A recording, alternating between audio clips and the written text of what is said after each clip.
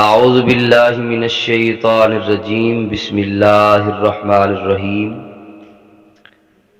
اللہم صلی وسلم دائما ابدا علی حبیبک خیر الخلق کلہم۔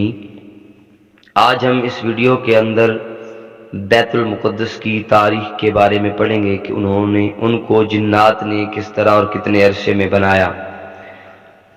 بیت المقدس مسلمانوں کا قبلہ اول ہے۔ یہ فلسطین کے شہر القدس میں واقع ہے۔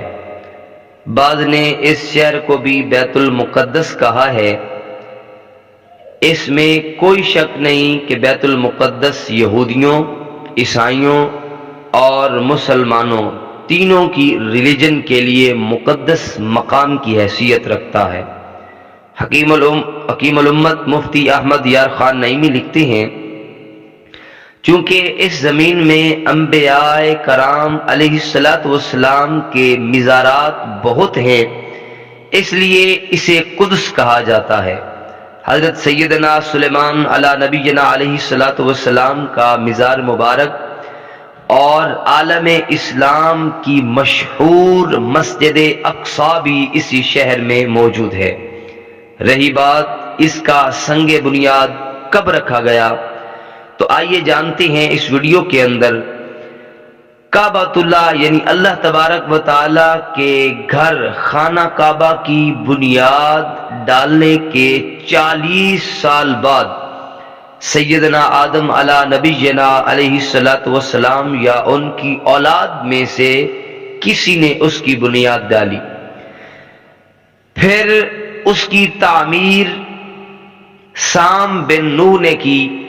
پھر ایک عرصے کے بعد حضرت داؤد علیہ السلام نے بیت المقدس کی بنیاد اسی مقام پر رکھی جہاں حضرت موسیٰ علی نبینا علیہ السلام کا خیمہ نصب کیا گیا تھا۔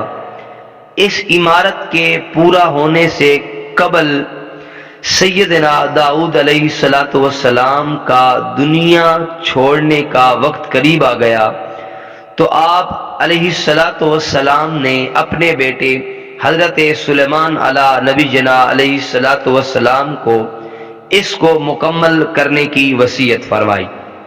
حضرت سلیمان علیہ السلام نے انسانوں سے نہیں بلکہ جنوں کی ایک جماعت سے اس کا کام شروع کروا دیا، اور 1 سال کا کام باقی تھا، مگر آپ کے انتقال کا وقت قریب آ گیا۔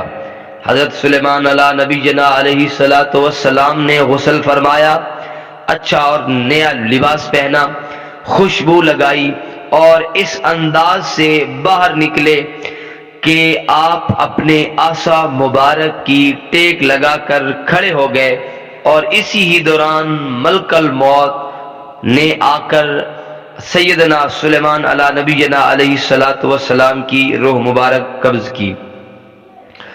سامعین محترم، رات کے وقت جنات کو بھی رخصت مل جایا کرتی تھی، کیونکہ آپ بھی آرام کرنے کے لیے تشریف لے جاتے تھے اور جنات بھی آرام کرنے کے لیے تشریف لے جاتے تھے، اور آپ تو بالعموم ویسے جب آپ کی روح مبارک نکل گئی تو آپ اپنے عصا پر ٹیک لگائے وہیں کے وہیں کھڑے رہے۔ تو اللہ کی قدرت اور کمال دیکھیے کہ آپ کے عصا مبارک کو دیمک لگی، دیمک نے کھایا، اور یہ اللہ تبارک و تعالیٰ کا ہی حکم تھا، اور آپ عصا مبارک سے زمین مبارک پر آئے۔ اس سے آپ کو پتہ چلا کہ جنات کو پتہ چلا، لوگوں کو پتہ چلا کہ آپ کا انتقال ہو گیا ہے۔ اور اس کی تعمیر حضرت سلیمان علیہ السلام کی، کیونکہ زیر نگرانی میں ہونی تھی، اس لیے اس کو ہیکل سلیمانی بھی کہا جاتا ہے۔ حضرت آدم سے موسیٰ تک بیت اللہ ہی کعبہ رہا، یعنی اللہ تبارک و تعالیٰ کا گھر ہی مسلمانوں کا قبلہ رہا، اور حضرت موسیٰ علیہ نبینا علیہ السلام سے حضرت عیسیٰ علیہ السلام تک بیت المقدس قبلہ رہا۔ اور ہجرت کے بعد مسلمان بھی 16 یا 17 مہینے تک بیت المقدس کی طرف منہ کر کے نمازیں پڑھتے رہے۔ ہجرت کے 1 سال 5.5 مہینے کے بعد پیر کے دن مسجد بنی سلمہ میں نماز ظہر کے درمیان قبلہ کی تبدیلی ہوئی۔ اللہ تبارک و تعالی اپنے پیارے آقا صلی اللہ علیہ وآلہ وسلم کی خواہش کے مطابق مسلمانوں کا جو کعبہ ہے، قبلہ ہے، وہ کعبہ کو فرما دیا۔